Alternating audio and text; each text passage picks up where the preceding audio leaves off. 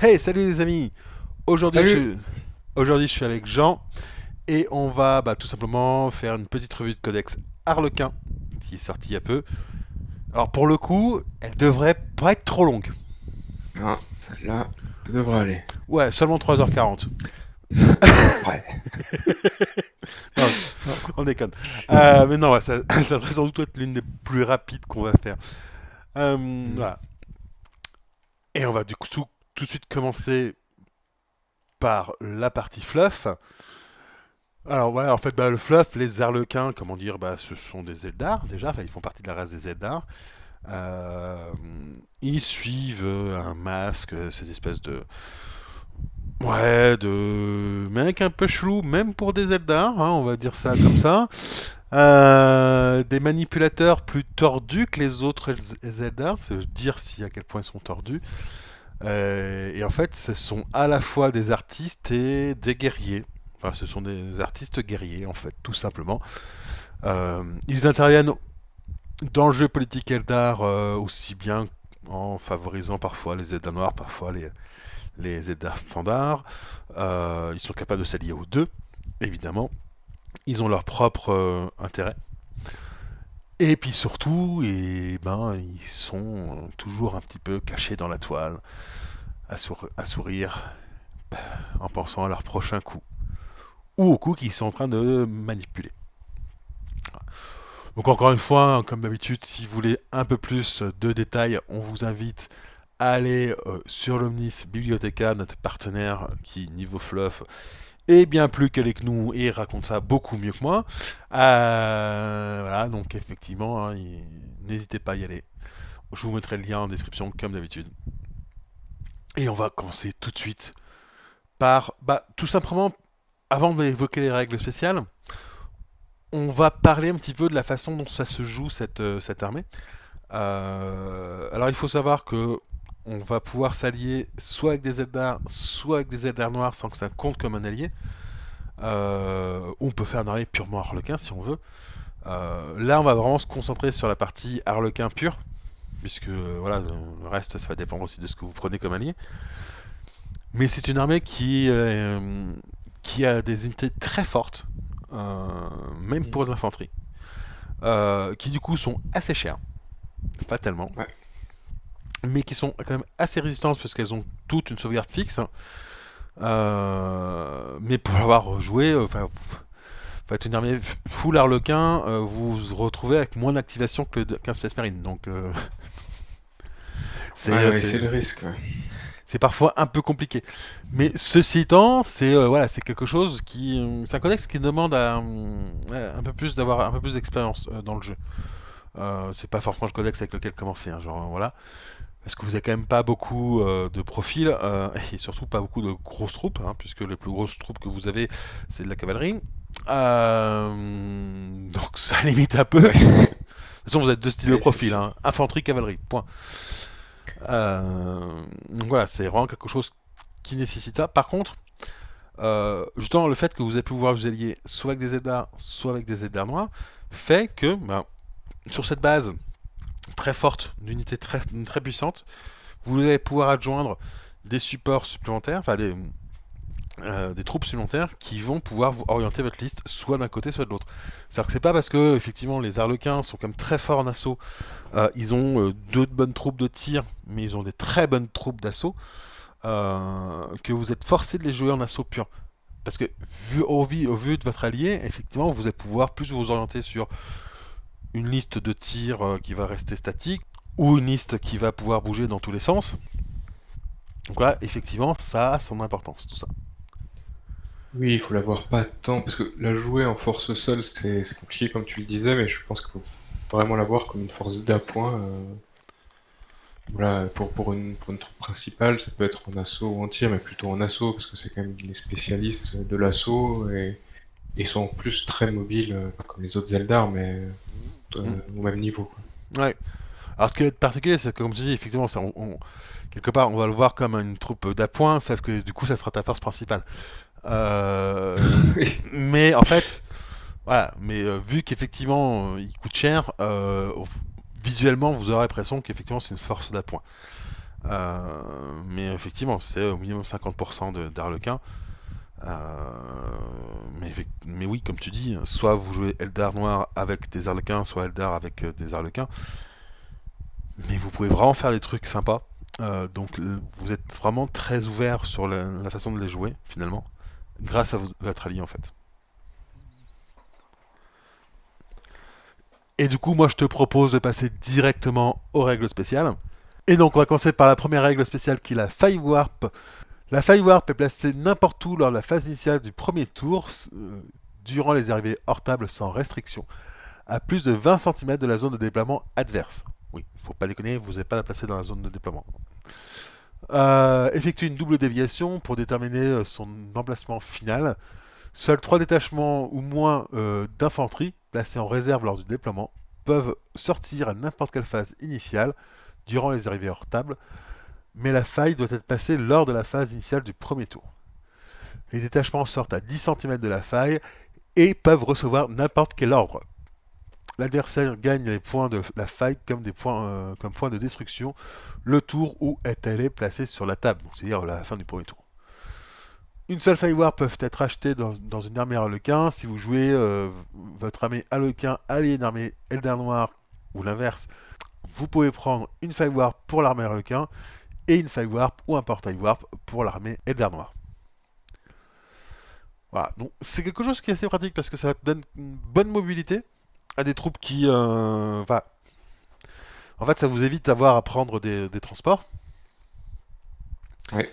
Et puis surtout, bah, votre adversaire, certes, il va savoir où vous allez débarquer avec vos troupes, mais il va pas savoir quand, d'une part. Et puis, bah, voilà, c'est des troupes restent en réserve et que vous pouvez envoyer à un moment donné pour compléter un assaut, quoi. Ouais, je pense que on peut le mettre en face d'un objectif ou de la base adverse. Et ça reste une menace parce qu'ils ont un bon mouvement, donc ils pourront aller en un tour à faire l'assaut sur l'objectif ou sur la base. Et donc ça reste une menace permanente ouais, sur cet objectif. Et en plus, ils sont en sécurité parce que dans le portail, il n'y a rien qui peut leur arriver. Il y aura Oui. toujours au moins quelques détachements ou plusieurs détachements qui pourront venir en support quand ils veulent. Puis 10 cm de la faille, ça fait quand même pas mal, plus le mouvement qui est pas mauvais de certaines des troupes, ça peut aller loin. Ah oui, oui, non, clairement, oui. C'est assez puissant. Alors, concrètement, j'aurais tendance à déconseiller de le mettre à côté de la base adverse parce que c'est généralement le truc que protège le plus votre adversaire et que vous ne choisissez pas de poser. Par contre, si vous voulez poser sur un objectif que vous avez excentré, justement, sur un des deux objectifs que vous avez posé chez votre adversaire et que vous avez excentré, euh, pour le forcer justement à envoyer des troupes là-bas, c'est un très bon choix. Parce que non seulement effectivement Ouais. vous forcez votre adversaire à devoir déporter une partie de ses troupes sur cet objectif-là, Mhm. et en plus vous dites je te menace. C'est sûr. Mais la base adverse, hein, pour avoir testé plusieurs fois, c'est une mauvaise idée. On vous C'est une attend. mauvaise idée. On vous attend. Franchement, ça doit dépendre des armes. Ouais, si Oui, c'est une ça armée dépend de des tir, c'est armées. sûr que ça peut être une mauvaise idée. Oui, clairement. Mais si c'est une armée d'assaut, ça peut être bien, parce que ça peut l'obliger à garder des troupes costauds à l'arrière. Oui. Mm. Oui, parce que les Arlequins, ils rigolent pas en assaut, hein. Non. Petit détail aussi, hein, effectivement, c'est une seule faille warp par armée Arlequin. Côté Eldar Noir, vous avez droit à une faille warp ou un portail warp dans votre armée. Et du coup, si vous prenez comme allié un Eldar Noir, vous pouvez avoir une faille warp d'un côté et un portail warp ou une autre faille warp de l'autre. C'est double combo, là. Alors là, faut faire deux menaces. Oui. Après, on est toujours obligé d'assigner les troupes à un portail. Donc les Arlequins à un portail, les Eldar Nord à un portail. Donc on pourra pas débarquer des deux, enfin, Oui, concentrer sur un endroit ou de l'autre, mais oui, oui, alors là, ça fait ça peut être très clairement une double fort. menace, hein. Bon, par Oui, contre, ça veut dire bah, aussi que vous avez un certain nombre de détachements qui commencent pas le parti sur la table, quoi. Et, ouais, mais quand on joue deux Firewarp, on peut imaginer, même le premier tour, sortir une bonne partie de l'armée dans la moitié de table adverse. hmm. Et vu le mouvement du reste de l'armée que vous mettez derrière, vous pouvez avoir votre armée entière dans la moitié de table adverse autour avec ça. Ensuite, deuxième règle spéciale, les masques. Donc chaque coryphée, qui est donc le personnage lié de la compagnie des Arlequins, donc chaque coryphée doit choisir un masque en début de partie, donc avant le déploiement, mais une fois que les listes sont connues. D'accord. Si votre armée possède plusieurs coryphées, chacun peut avoir un masque différent ou plusieurs fois le même masque. Et donc il y a trois masques possibles. Masque de l'effroi, tous les détachements ennemis ayant au moins une figurine à 12 centimètres d'un coryphée ayant ce masque ont un malus de -1 à leur test de morale. Voilà, un seul malus, hein, quel que soit le nombre de coryphées, faut pas déconner non plus. Donc c'est pas mal, hein, surtout sur des armées qui ont un bon moral. Même Ouais. des armées qui ont un bon moral, hein, ça, un -1 c'est toujours bon à prendre. Et là par contre ça veut dire clairement que vous allez jouer sur le moral adverse. Ouais. Ouais, c'est clairement une bonne combo avec certains profils Eldar noirs qui jouent aussi sur le moral, hein. Mm. Le deuxième masque, c'est masque de la terreur, le coryphée. Donc seulement le coryphée obtient la capacité terreur. Si jamais vous l'alliez avec un autre coryphée pas loin qui a le masque de l'effroi, ouais, fais un test de morale à -1 parce que t'as terreur et -1 parce que t'as le masque de l'autre qui a le masque de l'effroi à côté. Ça peut faire la blague. Donc lui, c'est Oui, plutôt un coryphée que vous allez utiliser en assaut, hein, très clairement. oui, oui, la terreur c'est pour l'assaut. Déjà, ça peut éviter les tirs de contre-charge et ensuite moins de OFA possiblement, c'est pas mal, hein. Ah mais surtout test de morale quoi. Enfin, c'est rien que ça, hein. Sur Mmh, des armées qui n'ont mmh. pas un bon moral. Ah ouais, c'est sûr. Et enfin, masque de peur. Un coryphée avec ce masque peut forcer un seul détachement ennemi à 12 centimètres de lui à effectuer un test de morale. En cas d'échec, le détachement reçoit immédiatement un ordre de retraite. Un même détachement peut être ciblé par plusieurs coryphées avec le masque de peur. Encore une fois, bah, toujours, de toute façon, tous les masques sont à effet sur le moral. Là, c'est plus quand vous voulez, ouais, quand votre optique, c'est plus de fuir, de faire fuir des troupes. C'est plutôt celui qu'on va prendre quand on sait qu'on affronte une armée avec faible morale, parce qu'effectivement, bah, vous ne pouvez cibler qu'un seul détachement, mais s'il a un faible moral, bah, vous pouvez faire détaler des troupes sur un paquet de Mhm. tombet ou un détachement, enfin, ou une bande de boys, ça fait pas plaisir. Non, c'est sûr. Et puis ça peut faire perdre une activation à l'autre, hein. En plus, On peut le faire en phase de mouvement directement. Ça peut préparer des assauts avec le moins de moral. Oui, bah si ça tient un objectif, même s'il réussit le test de morale, on peut refaire un second avec ça. Enfin, c'est assez polyvalent quand même, celui-là. ouais. Ensuite, troisième règle spéciale, la victoire par l'élite. Une armée harlequin peut prendre deux formations spéciales par formation de compagnie, au lieu d'une seule. Cependant, les deux formations spéciales d'une même compagnie doivent être différentes. Vous allez voir qu'en fait, il y a il y a quand même pas mal de formations spéciales, enfin pas mal. Vu le codex, oui, il y en a pas mal. Et que sachant, c'est très intéressant de pouvoir en prendre deux, honnêtement. Parce qu'elles sont fortes. Faut dire ce qui est. On va passer du coup à la quatrième règle spéciale, bénédiction. En assaut, les arlequins reçoivent la bénédiction du dieu moqueur. Pour représenter cela, tout socle d'arlequin peut relancer ses dés d'assaut. Il doit leur relancer tous les dés. Et pas seulement une partie, hein. C'est tous les dés qui doivent être relancés. Et s'il est engagé dans un assaut multiple, il peut les relancer à tous les combats. Les dés du second jet ne peuvent pas être relancés, même s'ils sont pires et même avec la capacité élite. Donc c'est une capacité qui est très forte parce qu'en fait, déjà, ce qu'il faut voir, c'est que quasiment toute votre armée, c'est en fait juste euh, deux profils qui ne sont pas élites, c'est-à-dire le Void Weaver et le Star Weaver. Tous les autres, c'est de l'élite. Donc vous avez déjà un gros pool d'élite dans votre tist, ce qui vous permet, en fait, grâce à ces capacités, si vous jamais vous n'avez qu'un seul jet à faire, à relancer, enfin qu'un seul dé à relancer sur votre jet, bah vous choisissez de le relancer par l'élite. Si par contre c'est Ouais. l'ensemble de votre jet qui pourrit, bah vous pouvez utiliser la bénédiction pour relancer l'ensemble de votre jet. Donc pour l'avoir testé, hein, c'est très très fort quand vous faites un et un 2, un et un 3, bah vous relancez les deux, quoi, vous vous emmerdez pas. Voilà. Donc c'est vraiment fort, quoi. Et surtout avec des troupes qui ont au minimum 6 de facteurs d'assaut, ouais. Ah oui, non, mais c'est fort. C'est fort, on est d'accord. Ouais.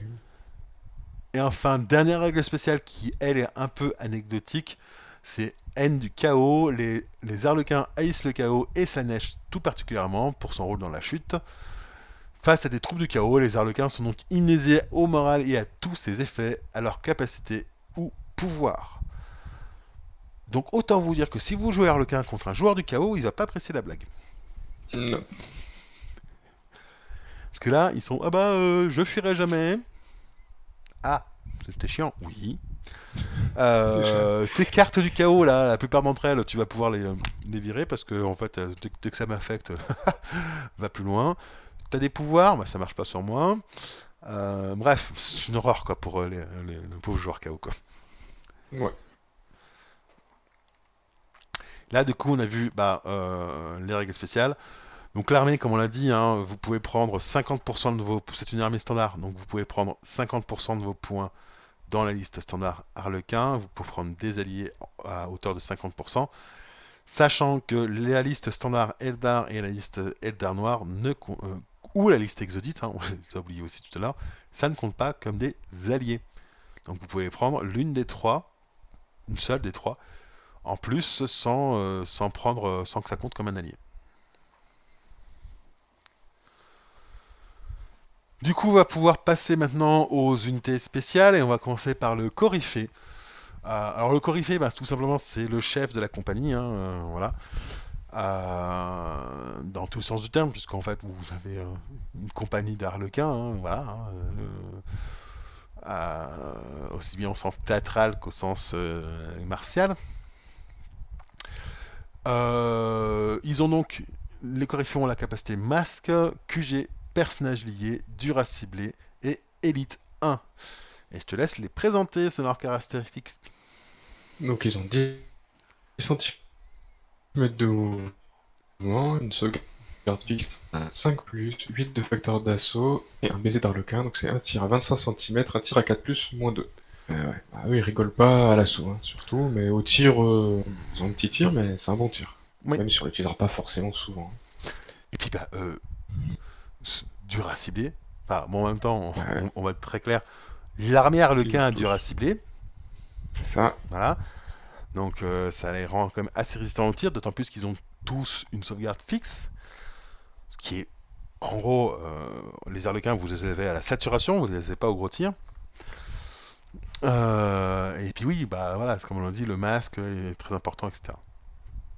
Ça donne un bon plus quoi à côté. Ah oui, c'est sûr, c'est un bon personnage d'assaut, bah, de toute façon, qui va être lié à un détachement, on verra, d'Arlequins, qui sont Mm. bons en assaut, bah, ça en fait un détachement redoutable. Ensuite, on va voir le maître mime. Donc, on l'avait déjà vu chez la revue Eldar, mais on va revoir tout simplement tout ça. Donc, c'est une formation spéciale, mais qui n'est pas déployée sur le champ de bataille. Vous l'utilisez une fois par partie, et après, elle est plus utilisable. Quand vous l'utilisez, vous donnez alors les points d'armée à votre adversaire dans les décomptes des points de destruction, hein. C'est à ce moment-là qu'on considère que le maître mime est brisé. Euh, vous le jouez sur un détachement ennemi lors de la phase initiale, et le détachement ciblé perd automatiquement son ordre, sauf si c'est un ordre de retraite, mais vous êtes très con si vous jouez ça sur un ordre de retraite. Et le détachement ne va plus pouvoir recevoir d'autres ordres lors des tours suivants tant qu'il n'aura pas démasqué le maître mime. Et pour détecter le maître mime, en fait, il faut tout simplement réussir un test de morale lors de la phase finale.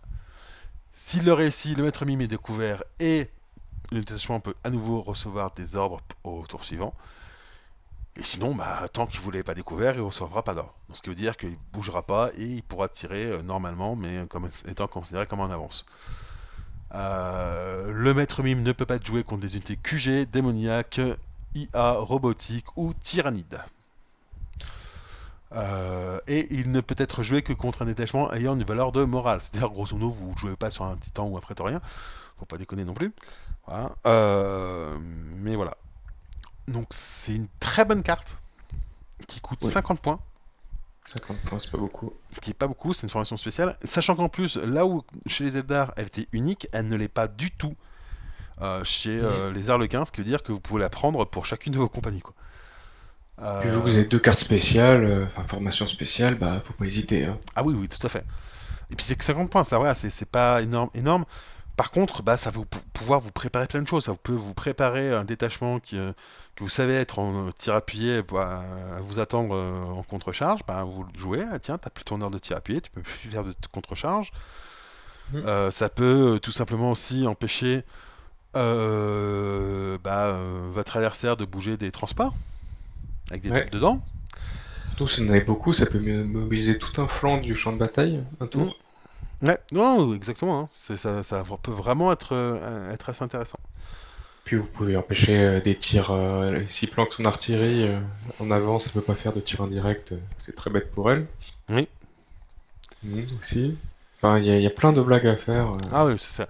C'est quelque chose qu'il faut apprendre à maîtriser parce qu'effectivement, c'est à usage unique, quelque part, entre guillemets. Surtout qu'on a des armées qui ont un bon moral. Mais du coup, oui, effectivement, c'est quelque chose qui est fort, quoi.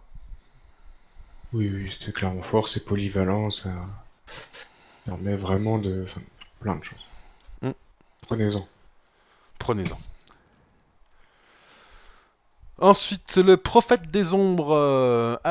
Lui, il va avoir les capacités unité commandement, QG, personnage, élite 1, sauvegarde psychique à 4+, dur à cibler et psycheur. Et du coup, je te laisse présenter ses pouvoirs et ses stats. Donc, lui, il a 10 centimètres de mouvement, 5 plus fixe de sauvegarde, 4 de facteur d'assaut et juste un pistolet laser, donc 25 centimètres, un tir à 5 plus 0. Mais bon, surtout, il a 3 pouvoirs. Donc, le premier, c'est désorientation. Lors de la phase de mouvement, on va choisir un détachement ennemi de classe 1 ou 2 dans un rayon de 25 centimètres et en ligne de vue. Donc si ce détachement échoue un test de morale, c'est le joueur Harlequin qui va l'activer ce tour-ci. Donc il va pouvoir le déplacer, donc on va retourner son ordre, on va respecter l'ordre du coup, mais ça compte comme une activation du joueur Harlequin. Bon, on choisit juste la façon dont il s'active, hein. Il va pas pouvoir charger un de ses copains ou tirer sur un de ses détachements. Mais bon, il, il va pouvoir, s'il était en ordre de charge, il va pouvoir charger vers sa base par exemple, ou même si c'est un tir appuyé, on va le révéler, ils pourront pas faire de tir d'interception. Enfin, voilà. Alors, à noter que vous n'avez pas le droit non plus d'engager un assaut contre vos propres troupes avec ça. Oui. Voilà, c'est genre, éviter de dire ah, je prends le contrôle des faucheurs noirs, ils vont charger mes arlequins. Non, ça, vous n'avez pas le droit de le faire. Mais par contre, oui, dire tout simplement, bah, encore une fois, hein, mes troupes d'assaut que j'envoie plus loin, au lieu de me charger moi, elles vont partir dans le sens opposé, ça peut Mm. être pratique. Ou tout simplement, bah, tu veux déplacer des troupes, et bah, tu vas les pouvoir les placer, enfin, tu vas les déplacer, mais ailleurs, quoi. Donc, ça peut être intéressant, effectivement, comme pouvoir. Oui, en plus, ça réduit d'un l'activation adverse, ça augmente la vote de 1. Hmm, Pour le jeu des activations, c'est très bon, si vous direz. oui. Deuxième pouvoir, du coup. Ouais, donc c'est trouble. Donc, lui, ça va être un pouvoir plus simple, c'est juste qu'il ne peut pas être pris en sous-nombre au corps à corps. Donc, quel que soit le nombre d'opposants, ils lanceront que 2 T6 contre lui. Donc, Ouais. si vous l'envoyez en assaut, bah, il- ça va, même seul, il va pouvoir faire le boulot. Alors, sachant qu'il a que plus 4, donc j'aime bien le que plus 4. Pour Oui. un requin, c'est pas terrible, mais voilà. Effectivement, ça lui donne finalement une résistance qui est pas mal, hein. C'est-à-dire que, voilà. En assaut, oui, oui, ça donne une bonne résistance. Ouais, Et enfin, le dernier, le voile des larmes. voile des larmes. Donc le voile des larmes, lui, euh, donc le prophète des ondes utilise ses pouvoirs pour dissimuler ses compagnons. Et donc on peut choisir un détachement d'infanterie harlequin à 50 centimètres et en ligne de vue. Et le détachement gagne une sauvegarde fixe de 4+, et une capacité esquive 5+ jusqu'à la fin du tour.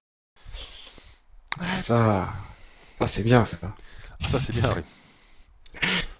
Ça c'est Là, c'est une fort. sauvegarde fixe de 4+. Bon, bah, déjà 4+ fixe, avec Elite, ça fait les trois quarts des sauvegardes de réussi, ce qui est pas mal, hein.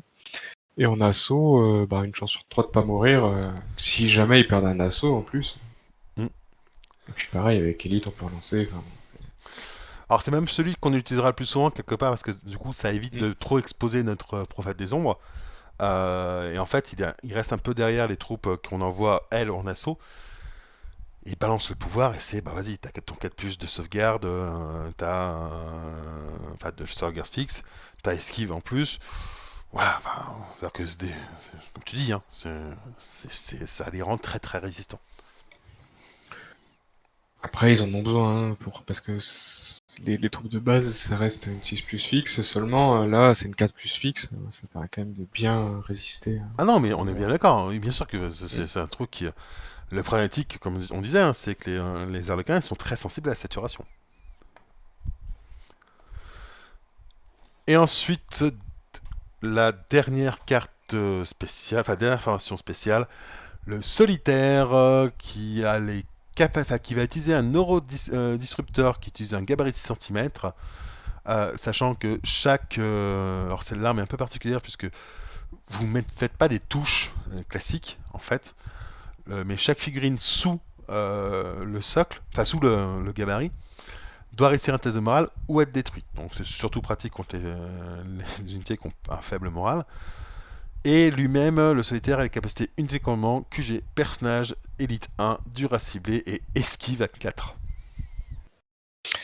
Ouais.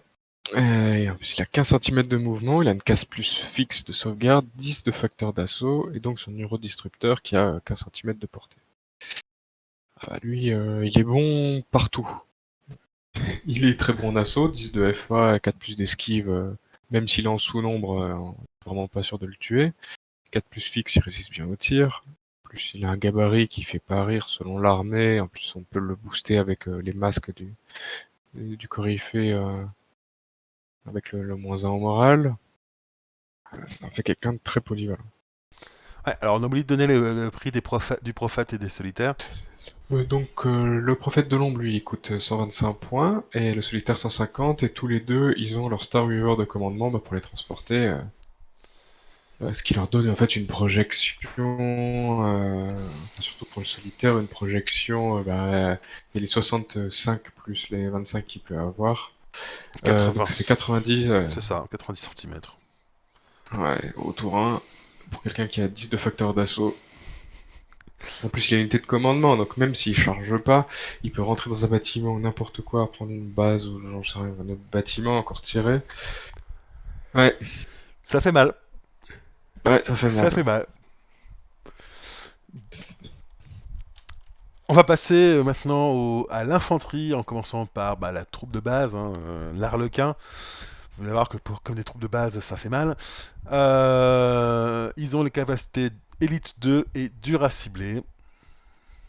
Ils ont 10 centimètres de mouvement, une sauvegarde de 6+ fixe, 6 de facteur d'assaut, bon, un tir anecdotique, 25 centimètres, un tir à 5+0, mais ils servent pas à ça. Donc, et ils coûtent 200 points les 4. Oui, on les Donc en retrouve dans la fait, compagnie aussi, qu'on verra tout à l'heure. voilà. Ben, c'est un peu l'équivalent de guerrier aspect, euh, euh, d'assaut, hein, Oui, mais sauf que eux, ils ont dur à cibler et relancent leur dé d'assaut. gratuitement. Ce sont fait de très très bonnes troupes d'assaut. Ah oui, enfin, pour avoir testé un des arlequins dans un bâtiment, ça réduit en charpie les vétérans que Space Marine qui essaient de les charger, quoi. Ah, oui. Ah, faut dire ski, hein. C'est scritch. Voilà, suivant. Ouais, non, c'est des très bonnes troupes d'assaut, ils servent qu'à ça, mais ils le font très bien. Oui. Ensuite, on va voir les bouffons tragiques qui vont avoir alors, les capacités Elite 2 et dur à cibler, mais qui ont aussi un tir de canon hurleur qui utilise des munitions bleues explosives. Alors, à chaque fois que vous tuez une figurine avec ce tir, hein, donc voilà, vous faites un tir classique à 50 mètres sur du 3 plus PA-1. Et si vous tuez une figurine, vous centrez un gabarit de barrage sur la cible tuée, Et toutes les unités qui sont sous le gabarit sont touchées sur du 5 plus PA 0. Les munitions brûlées explosives infligeant des 3 blessures contre les créatures ayant plusieurs points de vie et n'explosent que si elles perdent tous leurs points de vie. Voilà. Les Ouais. figurines avec régénération explosent seulement si elles perdent tous leurs points de vie après leur jet de régénération. Voilà, en gros, il faut vraiment avoir tué la figurine une bonne fois pour toutes, quoi. Donc vous en aurez 4 pour 225 points, ils ont 10 cm de mouvement, 6 plus fixe de sauvegarde, 2 de facteur d'assaut, et donc leur canon tire à 50 cm avec un dé à 3 plus ou moins 1. Donc ça tire très bien, Mm. très très bien, et ça marche d'autant mieux contre les masses d'infanterie. Hein, Oui, c'est fait pour ça. Hein. Genre, c'est pas fait pour. euh, Pensez pas aller attaquer forcément avec ça les troupes un peu trop blindées. Visez plutôt le pack d'infanterie sans sauvegarde ou avec une faible sauvegarde et vous tirez dessus, ça fait un superbe effet, quoi. Euh, ouais, D'autant clairement. plus que, en plus, généralement, les bouffons tragiques, on va les mettre dans des Star Weavers qui ont la Ouais, capacité toit ouvert. toit ouvert. Donc vous avez même. Eux, ils vont être en tir appuyé. Donc les bouffons tragiques seront en tir appuyé, ce qui veut dire que vous touchez ce 3 plus en lance des as et que Élite. vous avez l'élite. 100% de réussite en gros. En gros, ouais. Et que effectivement vous bougez ultra vite. Et que en plus, vu que les Star Weavers sont des antigraves, à moins d'avoir que votre adversaire ait de l'antigrave en face, il vous bloquera pas. Ouais. Donc c'est ultra fort. Là vous allez la porter, vous mettez ça au milieu de table chez vous, vous allez la porter sur toute la table autour. Ouais, c'est l'idée. Avec du Ah, 3 plus moins 1, c'est quand même pas mal. Hein. non, ouais, clairement, oui. Ensuite, on va voir les mimes. Donc, qui eux ont les capacités élite, dur à cibler et frappe en profondeur. Donc eux, ils vous coûteront que 150 points, les 4. Ils ont 10 cm de mouvement, 6 plus de sauvegarde, 3 de facteur d'assaut, et donc un pistolet, 25 cm, un tir à 5 plus 0. Bon, ils ont frappe en profondeur. Ouais, c'est ça, on va les utiliser pour la frappe en profondeur. Tout simplement parce que entre la faille et les mimes, vous pouvez garder quand même pas mal de troupes hors table. Et du coup, aller soit renforcer un de vos flancs qui est en train de tomber, soit au contraire, aller enfoncer le flanc d'un adversaire qui soit il a des garnis, soit que vous êtes en train de faire tomber, quoi. Oui, bon, et puis 3 de facteur d'assaut, avec Elite 2, le fait de relancer ses dés d'assaut, c'est quand même pas si mal, même si Ah non, c'est un peu en dessous du reste, ça reste quand même au niveau bien plus que les troupes ouais, d'assaut normales. Voilà. les mimes sont une unité faible en assaut pour des arlequins, mais Ouais. pas pour pas pour les autres. Et puis 150 points, c'est pas cher. Hein. Ah non, c'est pas cher. Surtout pour des troupes qu'on n'a pas à transporter. Oui, Euh, donc c'est vraiment pas cher. Mm. carrément. Du coup, là, on vient de voir toute l'infanterie. On va passer aux trois derniers profils qui sont la cavalerie. En commençant par le Skyweaver, qui a la capacité élite de dur à cibler et anti-grave. Donc les Skyweaver, ils coûtent 250 points, les 4. Et ils ont 35 cm de mouvement, 6 plus de sauvegarde, 6 de facteur d'assaut, et bon, une catapulte shuriken, un tir à 15 cm à 5 plus 0, mais ils sont vraiment pas là pour ça. Ah Eux, bah c'est de la si, cavalerie si vous utilisez leur tir, qui vous va, êtes franchement très qui très va très mal très... barré. Ouais. Ouais, c'est de la cavalerie qui tape très très fort. Hein. Enfin, je pense que c'est une des plus fortes cavaleries du jeu, si ce n'est la plus forte. Bon, avec les lances Ah, les de lances de lumière, elles sont en lumière. dessous. Elles sont en dessous. Elles ont plus 5. Ouais, ils ont plus 5. Ouais. Alors certes, les lances de Mais lumière ont la capacité lance, mais qu'on n'a pas les Skyweaver. Plus 6 de facteur d'assaut, une sauvegarde 6 plus fixe, et puis dur à cibler et la capacité de relancer les dés d'assaut gratuitement. Ouais, voilà quoi, c'est on peut ultra fort. difficilement faire mieux. Ouais. Après, c'est pas donné, mais c'est Ah, fort. ah oui, encore une fois, toutes les troupes des Arlequins coûtent cher, mais elles sont fortes. Ouais. Ensuite, on va voir le Star Weaver qui lui a les capacités anti-grave, transport 1, dur à cibler et toit ouvert. Donc, eux, vous pouvez les prendre de deux façons. Donc, ces options de transport, soit par 4 pour 150 points, soit 3 détachements de 4, donc pour la compagnie, pour 425 points. Ils ont 35 centimètres de mouvement, 6 plus de sauvegarde, 1 de facteur d'assaut et un tir, donc 25 centimètres, un tir 5 plus 0. Donc, c'est des très bons transports. Oui, Et en plus, en toit ouvert, avec les bouffons tragiques, ça fait des miracles. c'est ça. C'est d'ailleurs souvent comme ça qu'on va les utiliser, hein, les Star Weaver. C'est un bouffon tragique dedans. Éventuellement, on va mettre aussi des harlequins dedans. Hein, Dire le cas, ouais. voilà. Mais c'est l'un ou l'autre, effectivement. Mais ça va très vite. Le tir, on l'utilisera jamais parce qu'on sera toujours quasiment en charge Ouais. pour aller le plus vite possible. Et puis, encore une fois, hein, le dire à cibler fait que bah, ça les rend résistants. Hein. Ouais. Oui, et puis le jet de sortie d'urgence, même s'ils sont détruits, ben, il est meilleur parce que c'est toit ouvert. Pour les Harlequins, ils ont plus de chances de survie. Puis bon, des transports qui ont 35 centimètres de mouvement, il n'y en a pas beaucoup. Non, il n'y en a pas des masses. On peut même, avec ce genre de mouvement, on peut facilement imaginer des redéploiements efficaces sur la table, là où 25 centimètres, c'est souvent juste. 35, ça permet de se redéployer. Bah ouais, clairement oui. Puis c'est juste dire qu'effectivement, tu me disais tout à l'heure, hein, mais c'est 80 centimètres de mouvement de charge hein, pour Ah les ouais, harlequins. non, c'est énorme. Ouais, c'est énorme. Ensuite, on va voir le dernier profil, le Void Weaver, qui lui a les capacités antigraves et dures à cibler. Il coûte 175 points, les trois. Donc au niveau statistique, ils ont 35 centimètres de mouvement, 6 plus 8 de sauvegarde, 1 de facteur d'assaut, mais ils ont un canon prismatique, 50 centimètres, 1 tir à 4 plus moins 2. Et ben c'est la seule vraiment unité anti-blindée, c'est eux. Oui. Euh, c'est pas la spécialité de l'armée, mais le profil il est là. Après, vu que c'est un bon mouvement, ça peut passer dans le dos. Alors contre les gros, on peut facilement avoir du -3, ou tirer dans le dos d'un titan prétorien. Faut en avoir, enfin, si vous jouez full harlequin, faut en avoir un détachement ou deux hein, quand même Ouais, dans votre liste. Sinon, vous avez vraiment du mal contre le lourd. ouais. Voilà. Mais oui, comme tu dis, hein, c'est la seule unité quelque part contre le blindé et ça n'a que PA-2 malheureusement. Ah, c'est pas leur spécialité, mais après, il faut vraiment essayer de passer sur les flancs, sur Oui. les dos, Ah bah pour... oui, bah, par contre effectivement, enfin genre voilà. Avec du -3, ça commence à même faire tomber des super lourds, des trucs comme ça. Et puis surtout, vous pouvez très bien passer le premier tour en charge pour bien vous positionner. Et ensuite, bah, en vous planquant évidemment, parce que voilà, faut pas s'exposer. Et ensuite pouvoir vous redéplacer de 35 centimètres. Et là, votre adversaire, il est quand même assez gêné, quoi.